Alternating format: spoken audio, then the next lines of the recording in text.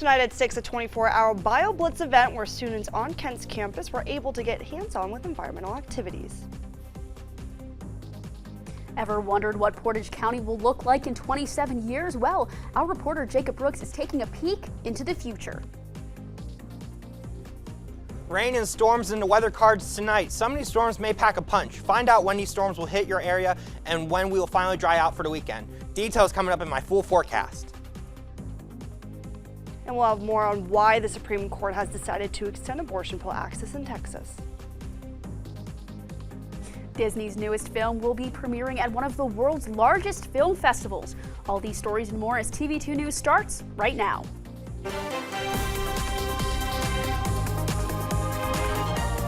This is TV2 News.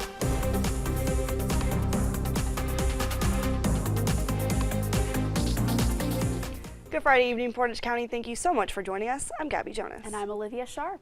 We start our coverage tonight with the 9th annual Kent State Bio Blitz. Kent State reporter Avery Savage joined participants as they found, identified, surveyed, and analyzed all things living. Hi, Avery. That's right, guys. Kent State University hosted Bio Blitz today. The event is part of the university's annual Earth Day celebrations.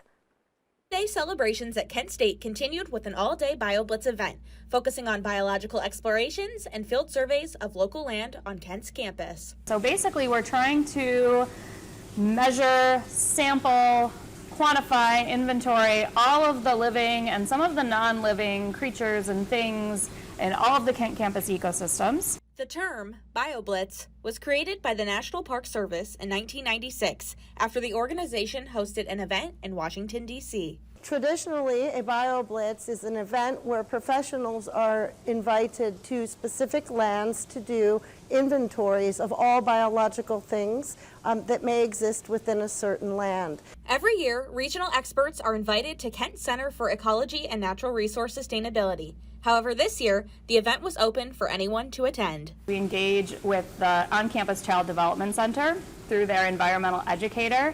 And so as part of that, we're taking different classroom groups out to help us with the BioBlitz. I am leading a group of preschoolers from room 4 in collecting water samples from a stream and a wetland that's right near the Child Development Center. Together, teams explore different properties and land and document everything they observe. The information is then turned over to be assessed, identified, and to guide future trends. Anybody can walk up and participate, and that involves downloading an app on your phone if you have a smartphone called iNaturalist, and that's going to help you or any participant help us to go around in the forests and the ponds and the wetlands that we are inventorying and look for different plant life and other kinds of living organisms, take pictures of them, log them as being present in that spot. And if you're looking for a way to be more environmentally friendly, there are many ways to get involved. My advice is come out and visit with us and learn about the environment, and you will certainly find a niche that you can get excited about, and everyone's participation is valuable. Festivities for Earth Month will continue throughout the day tomorrow. You can find more information by visiting kent.edu/Earth Month. Reporting for TV2 News, I'm Avery Savage. Let's educate people first on racism because it's relevant on campus, and then let's talk about this bill and let's get these students to talk about how this affects them, because not a lot is being said, and I feel like it's important that things are said and that people are taken seriously. If it passes, it cuts off much of our ability to stand for anything. It was coming to Kent State, doing computer transiciones, seeing that there were people like me with similar ideas, seeing that mentorship happen, that changed my perspective of who I am as a student and who I want to be, who I want to keep leading, who I want to make sure I have an impact on. If it wasn't for KT or Black United Students, I would not know half of the faculty and staff up there that I know now. The Student Coalition met on campus today to discuss the effects of Ohio Senate Bill 83. The coalition was put on by students from community organization classes, including student groups, Black United Students, Sister Circle, the Male Empowerment Network, and other on-campus allies. The discussion included student testimonies and a focus on how the bill will eliminate certain diverse groups on campus. Somewhere, directed by Fabio Polanco, opens tonight in the Wright Curtis Theater. The play is about Cassandra and Alexander, who set out to track the world's last remaining monarch butterflies and come across a small group of people on a truffle farm preparing for the end of days. The show runs tonight through April 30th, and tickets can be purchased online or by calling the Performing Arts box office. And now for some Portage County news. A town hall was held last night where Portage revealed plans that have now the county through 2050. Our reporter Jacob Brooks caught up with county officials to discuss these plans. Hi, Jacob. Hi guys, so this plan was introduced to the public at a town hall at Neomed in Rootstown last night. And until now, Portage County was one of the few counties in all of Ohio that did not have a plan like this. Years of work and over $100,000 later, Portage County's first comprehensive plan is out. We never had a plan, so this is a great opportunity for us to do great things. Portage County 2050 addresses just about everything from parks to development to transportation and ways to help move the county forward over the next few decades. The idea is not to eat the whole elephant in one bite, but to take small bites of that elephant so you can get to your end goal. Some of those goals are to redevelop existing buildings, promote farming, and improve mass transit. At a town hall last night, residents could look at the plan and talk to county leaders. When they were putting it together, the plans committee met with leaders and residents to get their input. We would read it, we would give input, and we would have these regular meetings just to shape it into what it is now. During that process, many residents said they want Portage County to stay mostly rural. We want to make sure that we keep that in mind as well, because last thing we want to do is create a community they don't really want to be in. Portage County 2050 might not be the same in 2050. The plan could change as the county changes. Technology changes, state and federal law changes, economic conditions change, so sometimes you have to amend it. Officials think that the most growth over the next few decades will be the areas that are growing now. The areas most likely to see growth in the areas that are already growing are the ones you'd expect. Kent is a big one. Aurora and Streetsboro, there are big incorporated areas. No matter what happens, Pete says this plan makes sure Portage County is ready for anything. I also refer to Portage County sometimes as potential county because there's so much potential here. But at the same time, we got to respect the community's interests and desires to be rural and be smart about where we do our planning and growth. As for next steps, the board will review the plan and make a recommendation to the county commissioner on May 10th. The goal is to have it adopted on May 18th, and we have a link to the plan on this story on KentWire.com. I'm Jacob Brooks, TV2 News. Thank you, Jacob. And after 43 years of working in education, Superintendent George Joseph is set to retire from Kent City Schools August 1st. Working at Kent since 2014, Joseph says the decision to retire was a difficult choice to make, but he is filled with gratitude from the support from the community and staff. At this time, the Kent State Board of Education and Ohio School Board of Education Association is set to help with the search for a new superintendent come August. A Mantua man accused of sexual misconduct with a girl over a period of more than 8 years has been sentenced to probation after he was previously sentenced to 27 years in prison after a new trial was ordered. Portage County Prosecutor Victor Vigalucci said the deal was deemed necessary due to conflicting statements made by the victim. Jason J. Snyder pleaded guilty to third-degree felony gross sexual imposition as a part of his plea deal.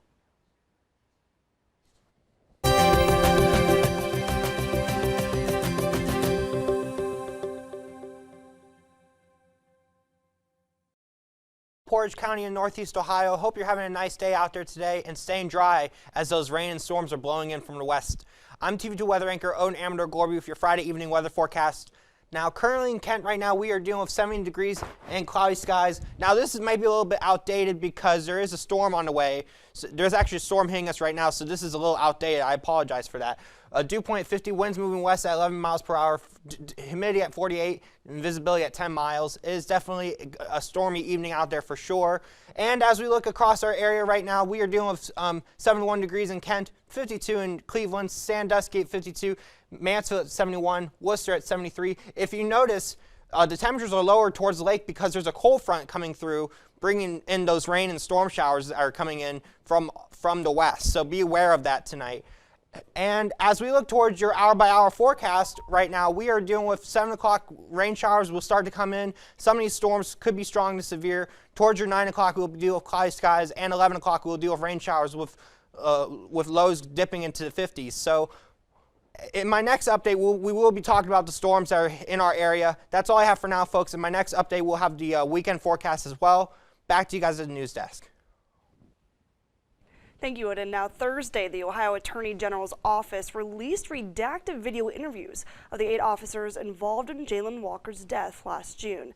The interviews were conducted by the Ohio Bureau of Criminal Investigation back in July of 22, just 27 days after Walker's fatal shooting. The officers spoke on the lead up to the killing Walker and what led them to fire their weapons in self-defense 94 times. At this time, the grand jury decided not to indict the 8 police officers. A federal judge on Thursday tossed out a lawsuit filed by Isaiah Andrews, who spent 45 years in prison for a murder he didn't commit. U.S. District Judge James Gwynn found that the officers gave the evidence to the Cuyahoga County Prosecutor's Office, and the judge placed the blame solely on the prosecutor's office for failing to turn over evidence to Andrews' attorneys. Macedonia's Get-Go receives $100,000 bonus after selling $252.6 million from their Powerball ticket Wednesday evening. The Giant Eagle convenience store says that they were awarded the check by Ohio Lottery, where they will be using the money towards helping Akron-Canton Regional Food Bank. And because of their big win, the store also says they will be giving out tater tots to those who visit the location this weekend. The Ohio Department of Agriculture has removed 10 dangerous and wild animals from a Vinton County Animal Center over the last 4.5 months. This is after its owner was convicted of stealing money from the township where he worked. They have removed 2 tigers and 8 primates as state law prohibits people from owning dangerous and wild animals. My daddy and me. An incomprehensible question the charges from a 6-year-old, he is facing. Kensley White. New details are emerging in the death of Kaylin Willis. What prosecutors are saying ahead.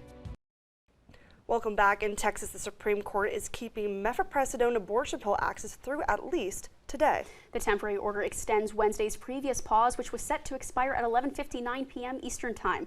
Justice Samuel Alito, who issued a previous pause last week, generally handles emergency litigation from the court where this case came from. Alito called for the pause to give justices a few more days to consider the possibility of very substantial ruling.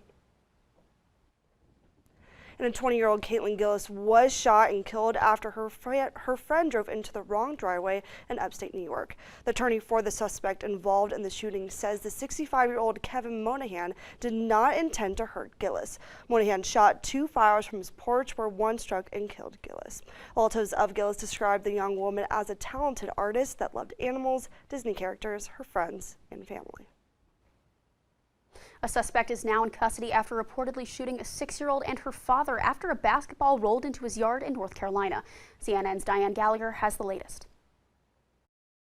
Why did you shoot my daddy and me? An incomprehensible question from a 6-year-old. Kensley White, stitches in her cheek from where doctors had to remove bullet fragments, was just riding her bike while other kids played basketball when gunshots rang out in her North Carolina neighborhood. It was rapid. As he was running across his yard, he had his arm outstretched and it was like pow, pow, pow, pow, pow. Witnesses say when a basketball rolled into Robert Singletary's yard, he began yelling and cursing at the kids, which neighbors say wasn't unusual.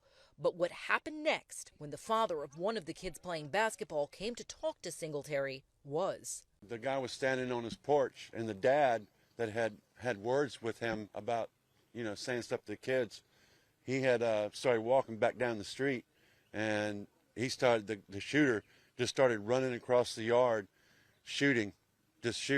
That man surprisingly got away unharmed, but then neighbors say that Singletary started walking in the direction of the other kids and parents on the street and began shooting. He started shooting with my daughter standing right there beside of him and several other kids around them. Kensley's father ran to protect his daughter. He looked at my husband dead in the face and he said, "I'm gonna kill you." Kinsley and her father were both shot while trying to run away.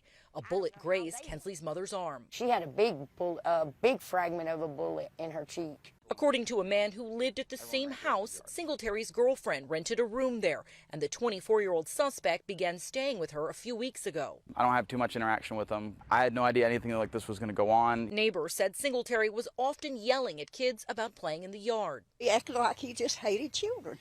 According to police, Singletary was arrested on assault and kidnapping charges in December, accused of hitting a girlfriend in the head with a mini sledgehammer. He has not entered a plea CNN has contacted his attorney. Gaston County's police chief put out a statement letting the people of Gaston County know this sort of violence will not stand. They let all the kids sign it. This incident on the heels of a week already plagued by several gun violence tragedies, leaving a community in utter fear. It's very scary. Very scary. North Carolina lawmakers are pushing for a bill aimed at implementing discipline in school districts. The bill comes after students using inappropriate language, disrespect towards teachers, fighting and violating dress codes in school. According to the bill, if in violation of these actions, students will be suspended from the school. The state is seeing a 7.2% increase in short-term suspensions in Black, Native American, and disabled students. Free needles and crack pipes are being handed out in Palm Springs, California, and soon they'll be available in vending machines.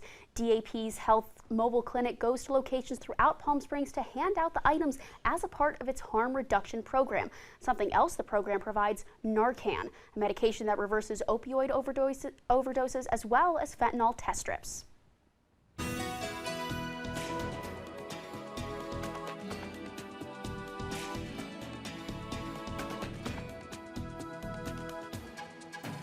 Welcome back, everyone. Here's a look at your live radar now. So we are dealing with these storms that are blowing through our area right now. And I just want to say, first off, we do have some weather alerts in our area. We have one in Worcester. If you live in the Worcester area, you are under a special weather statement, and we are talking about the potential of damaging winds and 1-inch hail possible in the area. So please, if you're in the Worcester area, please take cover and get inside right now, and make sure your kids are indoors as well tonight. And if you live in the Ravenna area, we are also under a special weather statement. We are dealing with a severe thunderstorm there as well, with wind gusts up to 40 miles per hour and 1-inch hail. So please be aware of those storms in your area, and please take cover immediately. And as we look across our area right now, we are dealing with some more thunderstorms. Most of them are not severe except for those two that we have, but it's mostly just rain showers in our area as well. So please be aware of those as you're out traveling, and be aware of that some of these storms can produce gusty winds and even some hail. So please be careful out there as you're out traveling just tonight. As we look at our temperatures right now, we are dealing with high temperatures right now across our area. 76 in Akron, 78 in Steubenville, 81 in Athens, 73 in Columbus, 51 in Lima, 66 in Dayton, Cincinnati at 67. As you can see, this is why we have these storms out there tonight, because of the very warm temperatures in our area. But that's going to change because we have a cold front that's going to be pushing through our area tonight. And as those storms will start to leave, we will see those colder temperatures. It won't be a very cold temperature, but it will still be lower 50s tomorrow. And as we can clearly see for your tomorrow's forecast, we will be dealing with rain showers and a high of 53. As that cold front pushes through, it will just bring more rain. Rain showers for the morning, followed by partly cloudy skies with more rain showers in the afternoon. So be aware of that for your tomorrow. We won't be dealing with the severe weather like we are tonight. Now for your Sunday, we will finally start to dry out. We'll be a high of 50 with cloudy skies in the morning and then overcast skies in the afternoon. So it'll be a much more nicer day, but the sun won't be out, unfortunately. Sorry about that. I can't control the weather. Anyway, as we look towards your 7-day outlook, I can only tell it. We are dealing with, for your Saturday, we are dealing with more rain showers for your Saturday, a high of 53. Thankfully, those storms will be leaving us tonight. Towards your Sunday, we will be dealing with a high of 50 with cloudy skies. And then we'll do a partly cloudy skies with a high of 50 for your Monday, followed by partly cloudy skies for your Tuesday. And then Wednesday, we'll deal with a high of 60 with cloudy skies. And then those rain showers will start to return with upper 60s for your Thursday and Friday. It's going to be a nice week for sure. And that about wraps up my wet and stormy Friday evening weather forecast. Hope you stay safe and dry out there tonight. Have a great weekend, everyone. Back to you guys at the news desk. Thank you, Odin. Well, we will now shift away from national news and into international news. For that, we turn to our correspondent, Michael Neenan. What can you tell us, Michael? Good evening, Portage County, where the wind blows, news follows. So come along as we see what international headlines are trending. Around $15 million worth of gold and other items of monetary value were stolen from Toronto's Pearson Airport on Monday. According to the Peel Regional Police, the container full of values arrived at a holding facility before it was, quote, removed by illegal means. At this moment, the Canadian police are unsure if the incident is related to professional theft or organized crime. Argentina's President Alberto Fernandez announced today over social media that he won't be seeking re-election. This announcement comes just months before Argentina's October presidential election, with declining approval ratings being cited as a reason for doing so. The country's ruling coalition has been plagued by infighting as it deals with growing inflation and other economic hardships.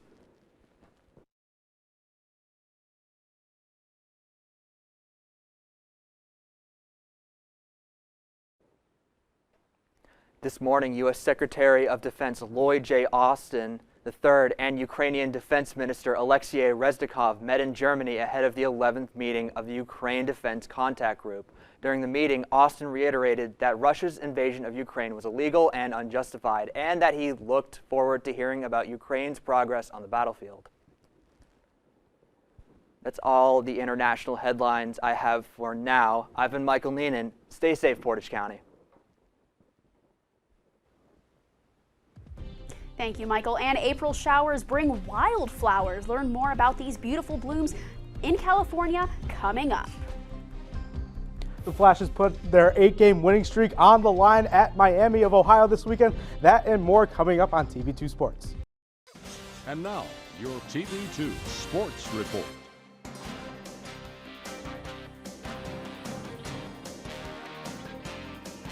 We saw it for sports tonight with a controversial decision in last night's Brooklyn Nets and Philadelphia 76ers game.